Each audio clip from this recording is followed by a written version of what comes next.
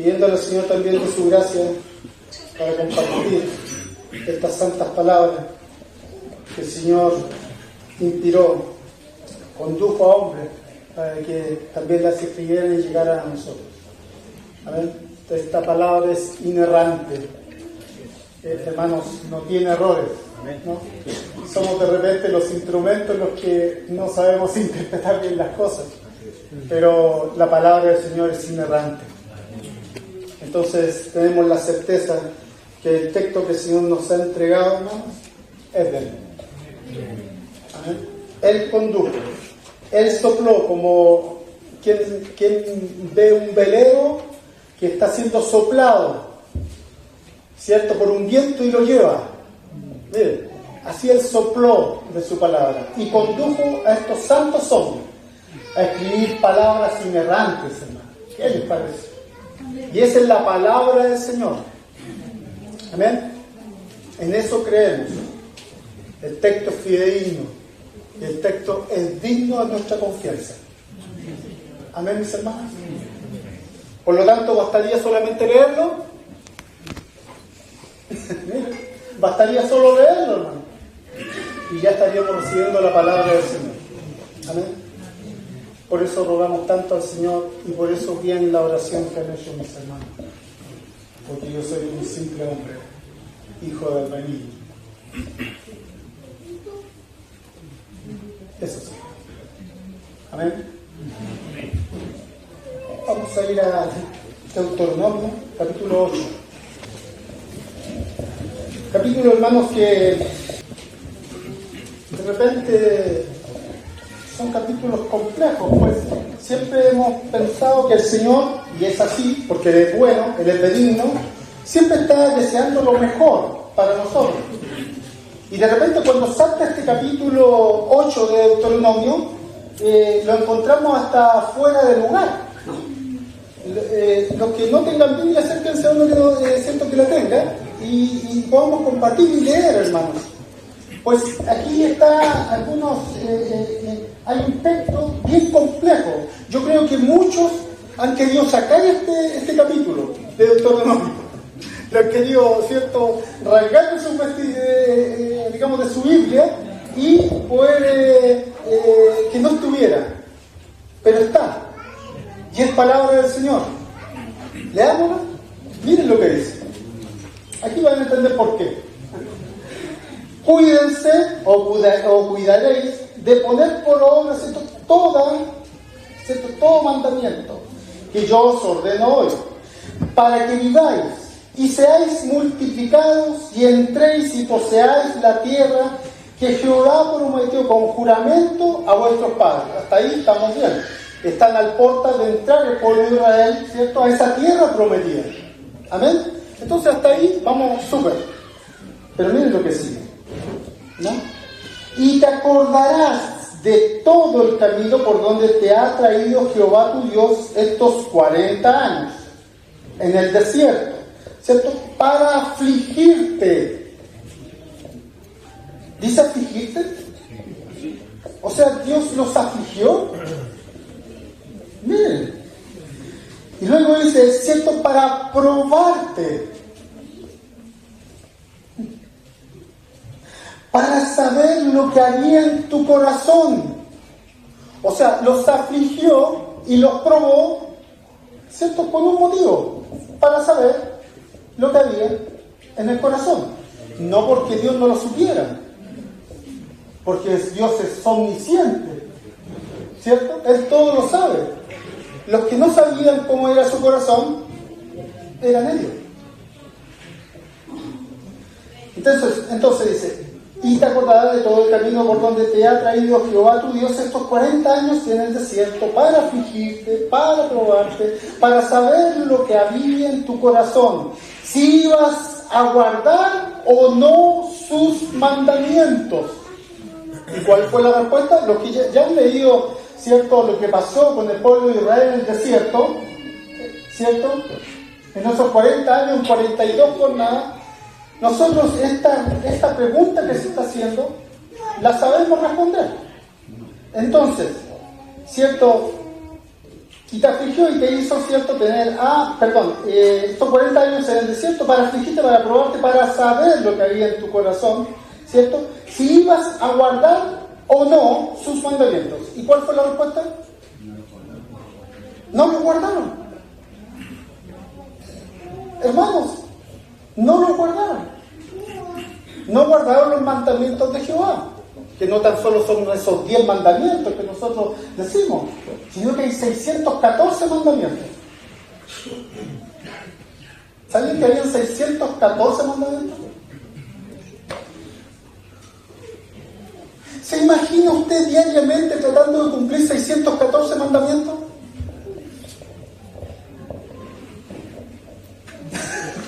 Eso es insufrible, ¿no les parece?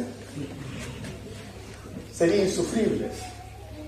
Lo peor de todo es que estos mandamientos eran como una cadena que uno estaba sujeto. Cualquiera de esos eslabones o esos mandamientos que se cortaban, caían. No importaba cuánto usted podía cumplir. Si uno no lo cumplía, caía. No es necesario cortar todos los eslabones de una cadena para caer. Basta cortar uno.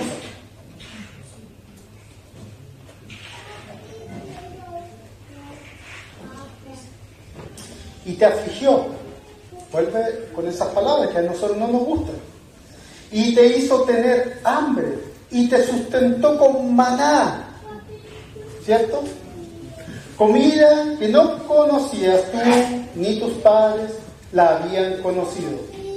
Para hacerte saber, miren, que no tan solo, o que no solo de pan vivirá el hombre, mas de todo lo que sale de la boca de Jehová vivirá el hombre. O sea, el Señor les demostró que aunque ellos no cultivaron, que aunque ellos, ¿cierto?, no andaban con cisterna o con un camión cisterna, tuvieron agua, tuvieron pan, tuvieron alimento.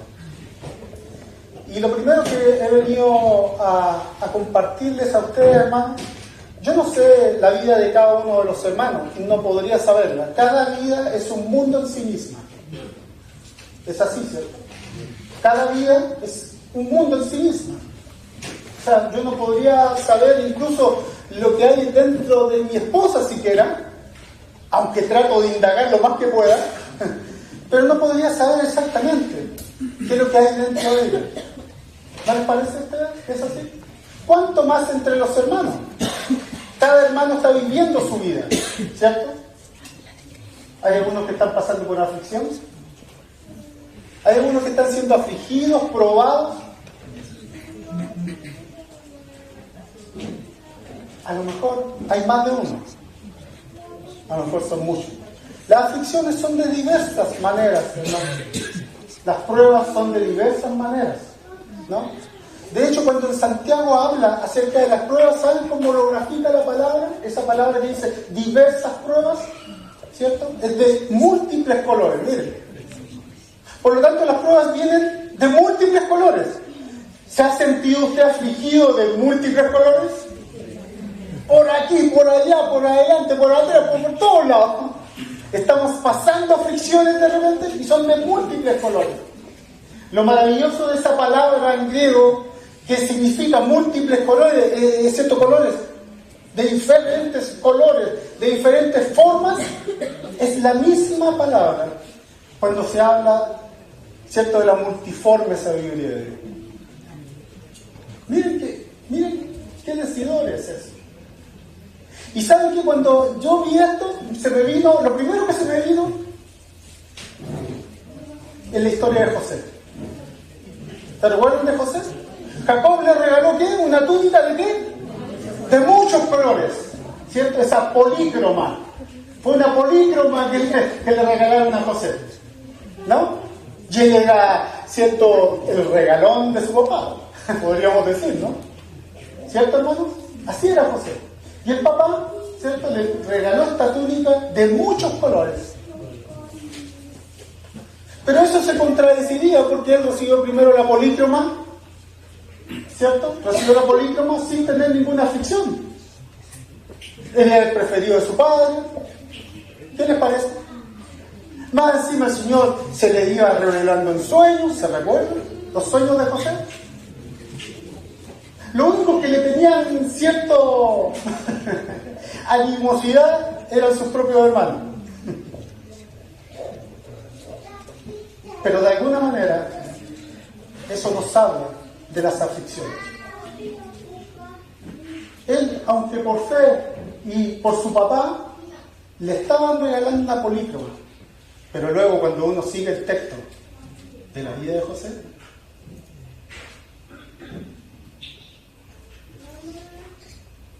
fue probado y probado y probado de múltiples colores.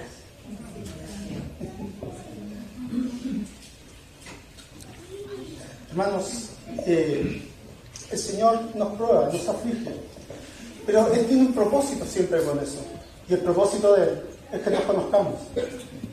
La verdad, hermanos, que nosotros no nos conocemos. La verdad es que nosotros a veces le prometemos cosas al Señor o le decimos, esto nunca me va a pasar, y la verdad es que nos pasa. Sí. Y nos ponemos a prometer. ¿Le ha prometido el Señor algunas cosas a usted? ¿Sí? ¿Sí, hermano? Ah, qué bueno. ¿Cuántas le ha podido cumplir, hermano? Ninguna. Entonces somos de la misma parte. Porque saben que el hombre no puede prometer, porque no está en capacidad de cumplir. Por eso el único que promete es Dios. ¿Sabe por qué? Porque está en la capacidad de cumplir. Miren qué sencillo. Por lo tanto, lo que Él prometió, téngalo por certeza. Porque Él es Dios Todopoderoso, lo va a cumplir. Amén. Entonces debemos depositar nuestra confianza en nuestras fuerzas, en lo que nosotros podemos hacer. Cuando Dios le dio la ley al pueblo de Israel, ¿saben lo que le dijeron? La cumpliremos. Sí, la haremos. O sea, la llevaremos a cabo. No, cuenta con nosotros. ¿Pero qué ocurrió? No pudieron cumplirla. Pues la ley mantenía al pueblo o a la persona, sostenía con una cadena. Pero se cortaban el labor y se echaba a perder todo. Entonces, ¿para qué el Señor da la ley? Podría decir alguno, ¿no? Dice que es nuestro ayo, nuestro pedagogo, que nos lleva a Cristo. Pedagogo era un esclavo, hermanos, que tomaba al niño, al hijo del amo, y lo llevaba donde el maestro. Miren qué diferente hoy día, porque hoy día la carrera es pedagogía, ¿cierto? Y se le lleva, ¿cierto?, a esa persona, y esa es la persona, no, en el tiempo, en el verdadero sentido de esa palabra, era un esclavo que llevaba al niño al maestro. Y dice la Escritura que la ley es nuestro pedagogo, ¿cierto?, que nos lleva a Cristo. Eso lo dice Pablo. Entonces, hermanos, para eso fue dada la ley. La ley fue dada simplemente como un ayo, como un pedagogo que nos llevaba a Cristo, que nos diéramos cuenta de nuestra incapacidad, de que le ibas a servir al Señor, no. La respuesta fue no. Y no fue no tan solo para el pueblo de Israel, sino que ha sido no para nosotros. Y entonces, ¿qué pasa? Entonces, o sea, somos un grupo de personas fracasadas y que nunca van a... No, sino que más bien hemos recibido la vida del Señor. Hemos recibido la vida de aquel que puede, ¿no? Y este no tan solo ha sido la vida, sino que es el camino. Y no es tan solo un camino, porque los caminos son ¿para qué? Yo vivo en el sur, entonces de repente se hacen huellas, se hacen caminos, y uno va por ellas, ¿no? Y uno sabe que esas huellas lo van a llevar a alguna parte, mire, ¿no? Bueno, si es un camino, ¿cierto?, para andar por él, lo precioso de este camino, que es un camino que anda.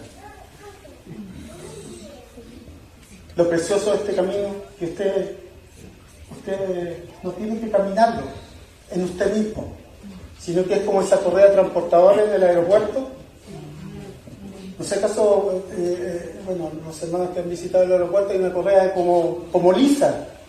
Entonces yo cada vez que paso por ahí a tomar, bueno, tomaba avión, ahora me subo un caballo por ahí.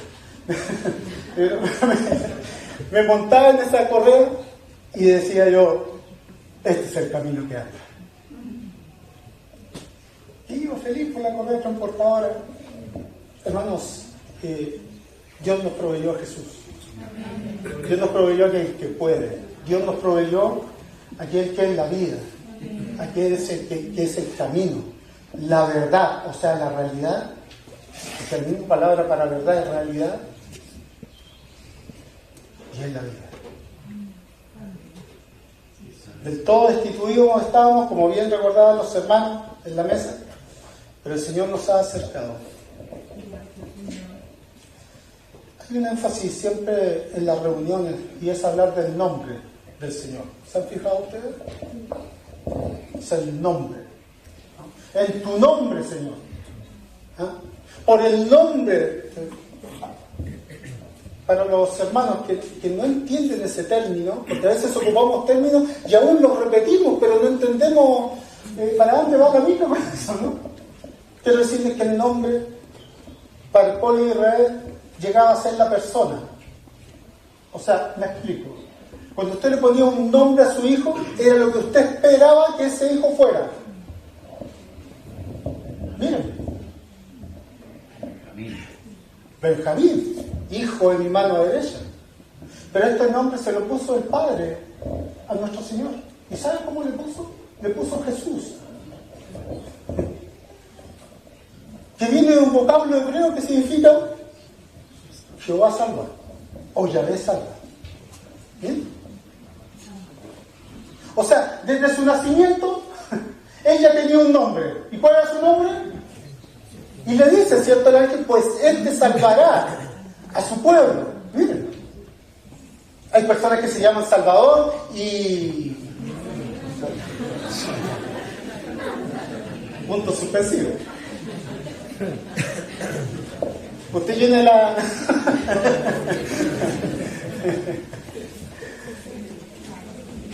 pero nuestro amado Jesús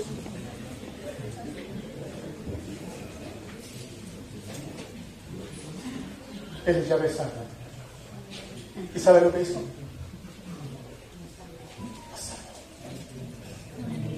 Gracias, Señor. Ya ve ayuda. Porque lo mismo para salvar, Chua es ayuda. ¿Y él qué hizo? Sin duda que nos ayudó dándonos la salvación. Entonces cuando volvamos a decir en el nombre o en la persona, es mucho más que una tilde. Hoy día cualquiera se llama como sea. Hay unos que se llaman, no sé, ¿cierto? Dylan. Mi madre puso Dylan, no sé. ¿Cierto? Por Bob Dylan.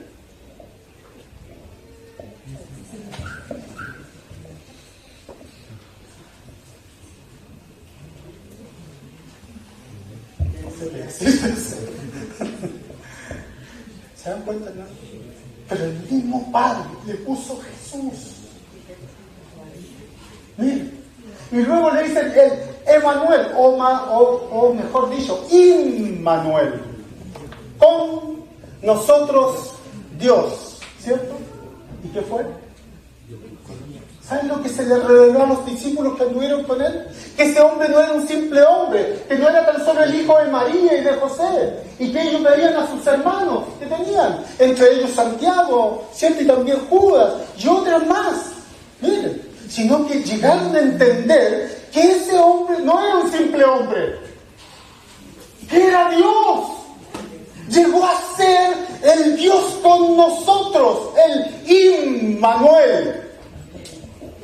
Mire, por lo tanto, aún en sus nombres el Señor nos habla, hermano. Mire. Entonces, no nos juntamos en torno a un nombre, a una tilde. Por eso es que no tenemos nombre, pues. Oh, bendito Señor. Claro, porque nosotros nos reunimos en torno de una tilde, sino que nos reunimos en torno a una persona. Amén. Por ser dijo, donde hay 2 o 3 reunidos en mi nombre, yo estoy en medio de ellos. Miren, no que voy a estar, no que a lo mejor estoy, no que si hay acto, estoy. No dijo nada de eso. Dijo, yo estoy en medio de ellos. Amén. Entonces la iglesia se reúne en torno a una persona, ni siquiera una tilde. Eso no sirve. Sino que nos reunimos todos en torno, que hoy día estábamos así como en fila, ¿cierto? Pero nos reunimos todos en torno al Señor. Esa conciencia, de repente la perdemos. Y venimos por llenar algún requisito, para que no me digan nada ni me estén llamando para decir por qué no vine. No, hermano. Hoy nos reunimos en torno a una persona. La persona del Hijo de Dios. ¿Qué sanciona esta reunión? ¿Qué le pone peso? Que vino muchos hermanos hoy día. No. Él está aquí. Amén. Y necesitamos los ojos de la fe para darlo. Porque acuérdense que ya no andamos por vista, andamos por... Hay que aplicar esas cosas. No están escritas solamente para poderlas comprender o llegar a leerlas, o aún saberlas de memoria. Es para llevarlas a efecto. Entonces nos reunimos en torno a nuestro Señor Jesucristo, la persona de Él. Y por eso en nuestra boca siempre está: Él nos salvó, Él nos salvó, Él nos socorre, Él nos asiste, Él es nuestro estandarte, Él es nuestra bandera, Él es el olivo, Él es la vid verdadera, nosotros su pan. Es la cabeza que ya está glorificada en el cielo. Por eso es que decimos que somos un cuerpo. Mira, ¿sabía usted que por eso tenemos que decir que somos un cuerpo?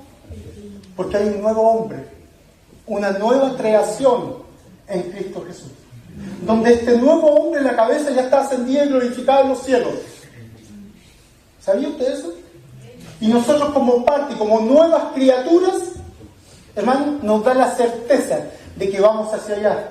Mire, pues la cabeza es humana divina en los cielos, donde nosotros vamos. O sea, vamos a esa unión perpetua con Cristo. Y aunque esa unión, hermano, un día va a ser evidente, le veremos a Él y seremos como Él. Porque le veremos, ese va a ser un día glorioso, hermano. Ese va a ser el día más glorioso que podamos ser, ¿cierto? Nosotros tener. Nosotros participantes de esa naturaleza divina.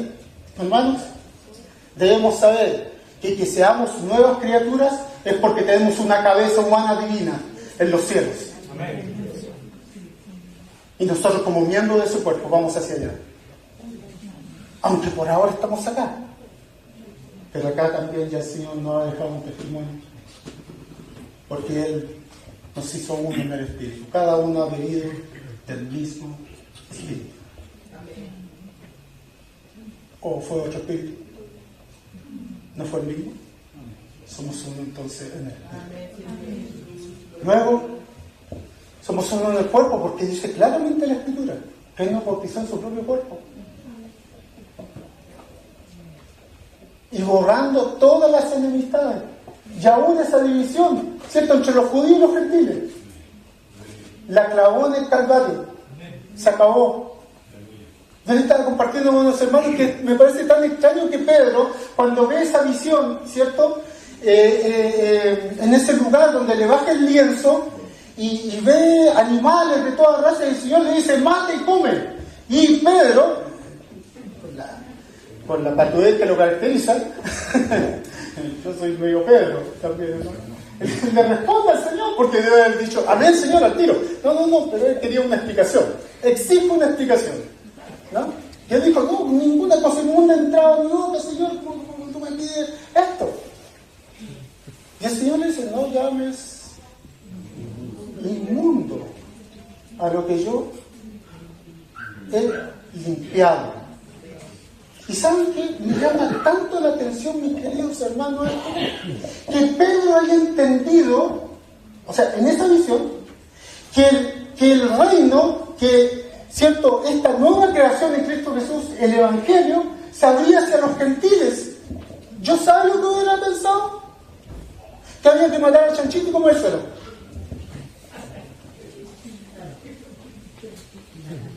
Porque literalmente era eso.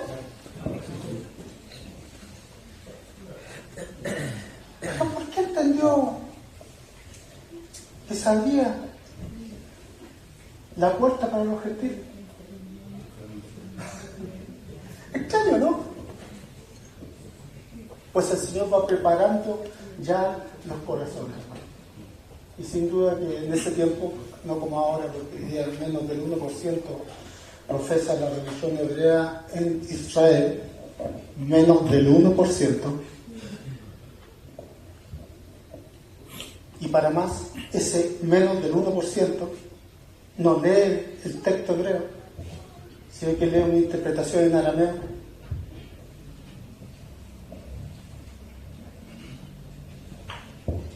Tel Aviv, que es la capital comercial de Israel, se declaró la capital gay del mundo.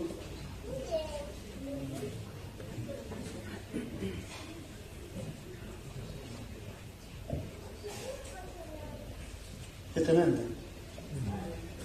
Parece que ahí hay un lugar donde poder ir a hacer misiones, ¿no? Sea en Israel. Porque hoy día hay una apostasía absoluta. Absoluta. Amén. Y Noé hizo el arca. Y empezó a meter animalitos. ¿Saben por qué empezó a meter animalitos? Porque los seres humanos no quisieron ser salvos. Miren, y no le decía aquí lloverá, claro, y alguien dirá, no, que nunca había llovido, no, no es que no va a llover, es un diluvio. O sea, se abrieron las cataratas de los cielos y aún las que estaban abajo, entonces llovía de arriba para abajo y de abajo para arriba. No, más que llover, en realidad era una cosa tremenda, era un cataclismo de agua, hermano. Eso es lo que era. Pero ellos ni siquiera tenían el concepto de la lluvia, nunca había llovido. Pero él se puso a programar por 100 años, o por más de 100 años, que iba a haber un diluvio. Así mismo está hoy día la iglesia. ¿Amén? ¿Y qué pasó? Los hombres no acataron. Así que Noé tuvo que ir a buscar los animalitos. ¿Cierto, mis hermanos? Y metió de 2 en 2. Aunque metieron de los animales puros, más metió 7. ¿Amén? Porque el Señor ya sabía, y Noé ya sabía que saliendo del arca en fe, ya iba a tener que ofrecer sacrificio. Qué cosa más linda, como el Señor le proveyó, ¿no? ¿Cierto? ¿No les parece precioso? Pero ¿saben qué? No era para los animales, era para las personas. Pero ellos no quisieron. Y el Señor abrió las puertas a los animales. Eso mismo ocurrió con nosotros. Porque el Señor le dio su palabra, le dio todas las cosas al pueblo de Israel, y ellos no quisieron. Y como bien dice Pablo en algunas partes, no lo dice una sola vez, lo dice varias veces, ya que la casa de Israel, en otras palabras, no que a los gentiles. Aleluya. El Señor la metió en esta arca por gracia. Por gracia. Y vamos en la arca, vamos en esta arca, en esta caja, ¿cierto? Salvos. Pues mientras que afuera se están muriendo ahogados. Amén. Hay mucho que decir de esto, hermano. Pero quisiera dejarle dentro de usted es que no importa la aflicción que haya estado pasando usted o que esté pasando en este preciso instante, lo desconozco, pero sí sé, hermano, algo: el Señor tiene su maná, que tiene su agua de la peña, que tiene provisión. No nos abandonemos cuando estemos pasando por diversas pruebas. Que haya palabra, porque sabe que es muy complejo pasar un desierto sin palabra. Y no tan solo es complejo, sino que es infructuoso. O sea, no lleva fruto. El fruto viene por conocernos primeramente a nosotros, sin duda. Pero eso no es suficiente, porque nos vamos a imprimir mirándonos a nosotros. Nos vamos a dar cuenta que no completamos la cuota. O sea, nos vamos a dar cuenta al menos que se dio vuelta por el lado, que no le iba a servir. Pero cuando llegamos a esa cuenta de que nosotros no servimos, nosotros podemos darnos cuenta a través de su palabra que el Señor envió a uno que sí servirá. Hay uno que puede servir. ¿Y saben lo más precioso de eso? Que ese uno está dentro de nosotros. Sí, hermano. Cuando nosotros hemos sido llevados, ¿cierto? O hemos recibido el Espíritu Santo, no ha venido el Espíritu Santo solo. Ha venido el Padre y el Hijo también. Porque la obra es trinitaria. Usted lo puede descubrir, por ejemplo, muy simplemente, yo se lo hacía a Luciana Bastián, que estaba al lado mío, y le decía, el Señor dice, yo pongo mi vida y la vuelvo a tomar. A mí no me la quitan, dice. Miren lo que dice así, a mí nadie me quita mi vida, yo la pongo voluntariamente. Miren lo que dice. Pero también, así como la pongo, también la puedo volver a tomar. Ese es el Hijo. Amén. Pero luego usted encuentra el versículo que dice que el Padre le resucitó. Y aún encuentra otro que dice que el Espíritu Santo le resucitó. Bueno, fue el Padre, el Hijo y el Espíritu Santo. No, póngase de acuerdo. Fueron los tres. Fue en comunión. Esa es una actividad trinitaria. La obra de Jesucristo en la cruz del Calvario es una obra consumada trinitariamente. Miren, ¿qué les parece? Gloria al nombre de Bendito sea el Señor. Entonces hoy día podemos darnos cuenta, hermano, que estaba involucrado, ¿cierto?, este Dios en tres personas en esta obra. Y en la iglesia también, hermano. El Señor también está haciendo su obra trinitaria en la iglesia. ¿Sabe dónde lo ve? Le voy a mostrar un detalle, ¿no? Este es un detalle. Las tres clases de dones pertenecen a las tres clases a las tres personas divinas. Hay dones por el Espíritu, los carismas, miren. Hay dones ministeriales que son por nuestro Señor, porque el mismo Señor dio apóstoles, profetas, evangelistas, pastores y maestros. Miren, pero también hay actividades del Padre. Miren. Y Pablo les dice algo a los corintios que se querían dividir o tomar partido. A veces decimos, no, hermano, yo no quiero dividir la iglesia, yo no quiero, no, Dios me libre de eso, decimos. Pero tomamos partido. No, es que a mí me gusta cómo predica el hermano Horacio. No, a mí me gusta cómo predica el hermano Israel, sí.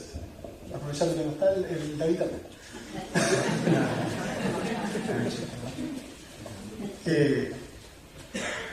¿Saben qué es tomar partido? ¿Y saben de dónde viene esa palabra? Partir.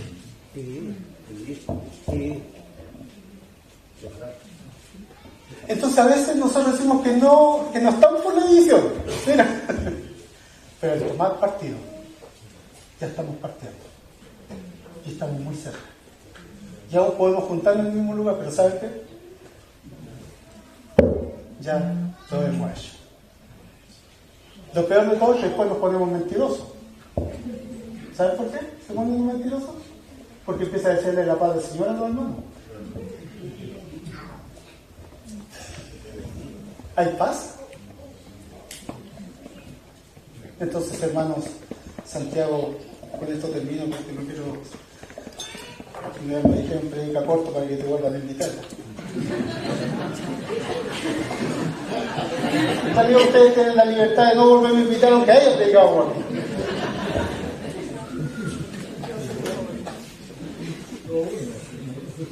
Pues todo puesto.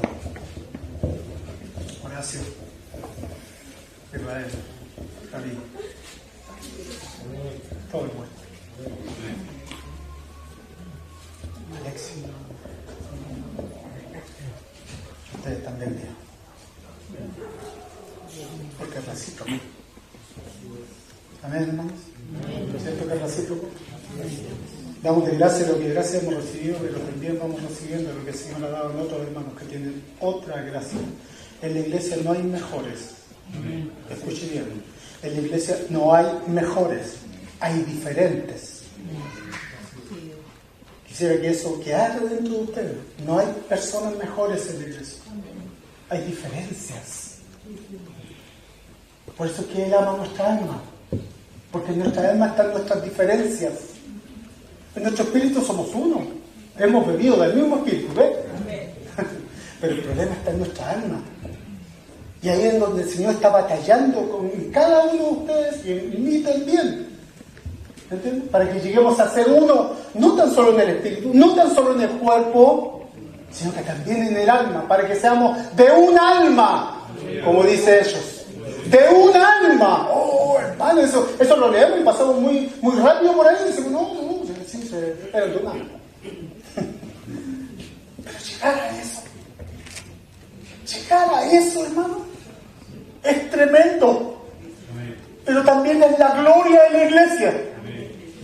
Miren, pero esa unidad del alma tiene que venir necesariamente a través del conocimiento y la fe.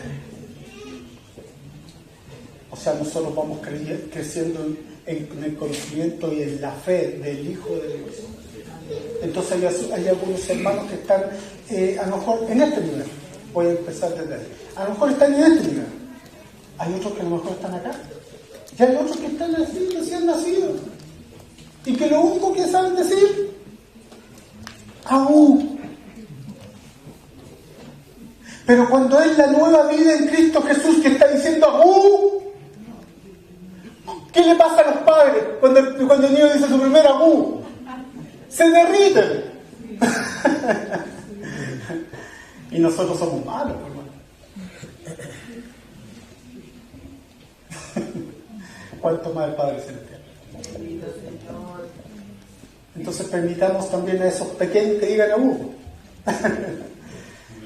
Y no les refrenemos la vida que hay en ellos, que ha partido de una que ha partido de una nueva creación. Ya si está diciendo algún, bueno, después ya es otra palabra. Mamá, papá. Hay varias guaguas de aquí que yo conozco, de niños y jóvenes de aquí que yo los conocí desde chiquitito. Entonces mi nombre es muy fácil para ellos. Ale. Y me llamo Alexis. Entonces Ale. Entonces hay varios que dijeron Ale.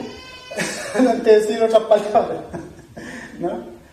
Bueno, producto de la vida. Producto de la vida.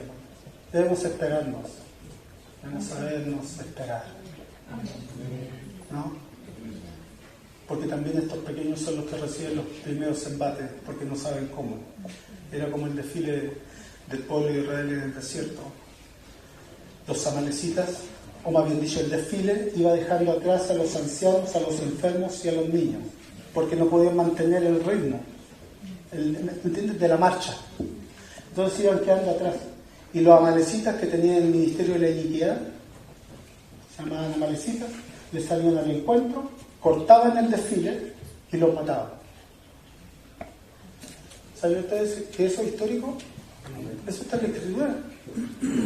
Entonces el Señor, sabiendo estas cosas, y Moisés también, tomó a la tribu más fuerte, a la más fuerte, y los puso al final del desfile.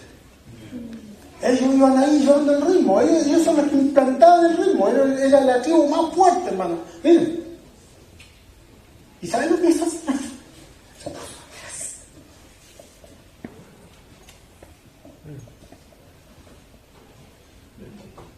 ¿Cuánto protagonismo a veces queremos tener? Pero los primeros que entran a la tierra prometida, los otros van cuidando la retaguardia, ¿no? Nosotros debemos ponernos por nuestros hermanos, porque ellos son los que reciben los embates. Lo que dice ahí, dice cierto que este te herirá en la cabeza y tú le herirás en el calcañar, hablando de las serpientes, ¿se recuerdan de eso? En el calcañar, aquí en el talón. O sea, en otras palabras, la parte más baja de esta nueva humanidad en Cristo. la parte más baja de esta nueva humanidad en Cristo. Y en la iglesia, hermano, en este Cristo corporativo, como bien decía cierto nuestro hermano, son los hermanos más, ¿cierto? Los que están recién, los que están, ¿cierto?, entrando y naciendo recién de nuevo, hermano. Pero ¿saben qué? Esa serpiente que es como un escorpión, porque en la Escritura dice que la serpiente y los escorpiones, ¿no? Esta serpiente que es como un escorpión que al verse aplastada su cabeza inyecta el aguijón en el talón, pero no le hace nada a este nuevo cuerpo, pues está el fluir de la vida de él. Pero nosotros debemos saber que los más aguijoneados son los hermanos más débiles. Entonces debemos ponernos por ellos. Amén. Y esto tiene que ser con música.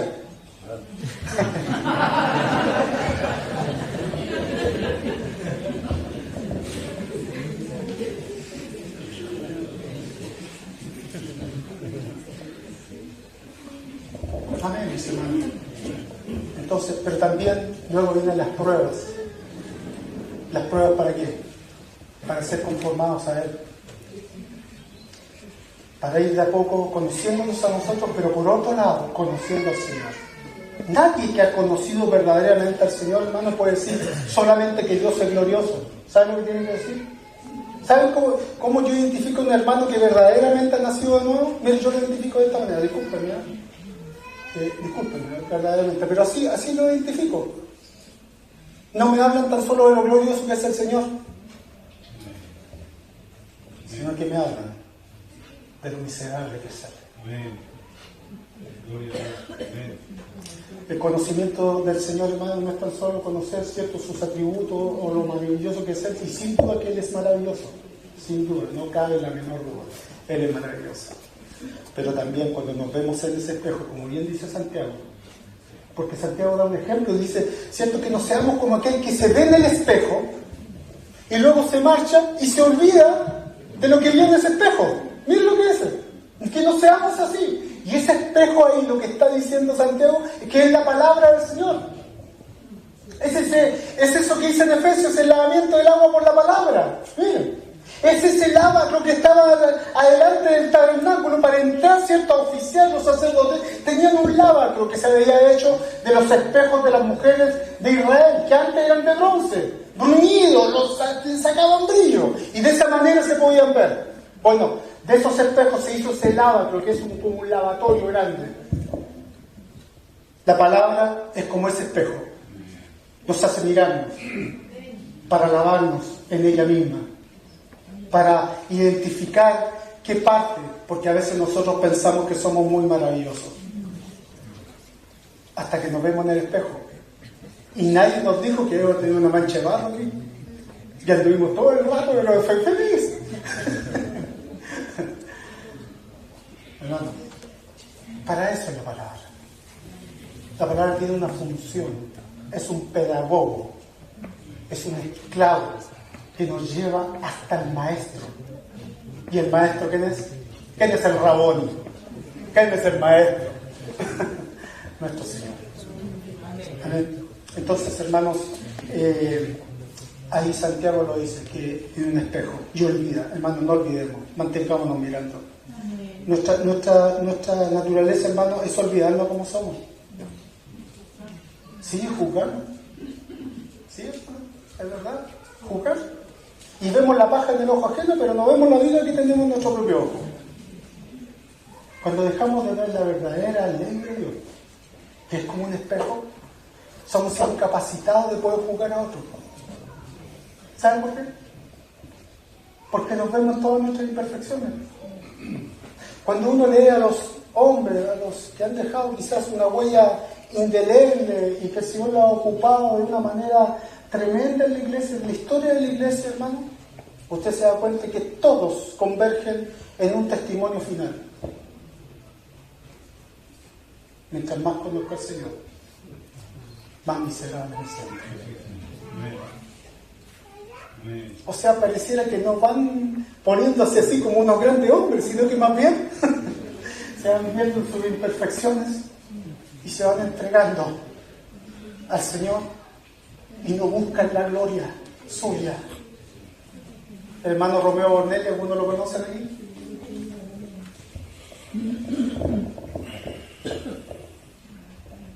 En su exposición ahí de hebreo, dijo algo y para mí fue de esas frases que salen de repente, que son verdaderamente frases que nos llevan, son como poemas. El poema tiene la característica, hermano, Natalia, es mi celular, porque ahora tenía que ser, hasta aquí nomás tenía que llegar, pero ya me estoy pasando. Los poemas son frases, son oraciones que tienen la capacidad de condensar una gran verdad en pocas palabras. Eso es un poema. Así que para los que quieran ser poetas, ahí está un tips. ¿No? Y Romeo dijo algo: ¿por qué tanta vanagloria? ¿Por qué tanto nombre? ¿Por qué queremos que nuestro nombre sea puesto o que no un nombre? Si nuestro abuelo, ¿cierto?, es el polvo, y nuestro bisabuelo, la nada. ¿Qué nombre? ¿Qué apellido? Nuestro abuelo, hermanos, fue el polvo. Y nuestro bisabuelo, la nada. Y de la nada, el que es todopoderoso hizo todo.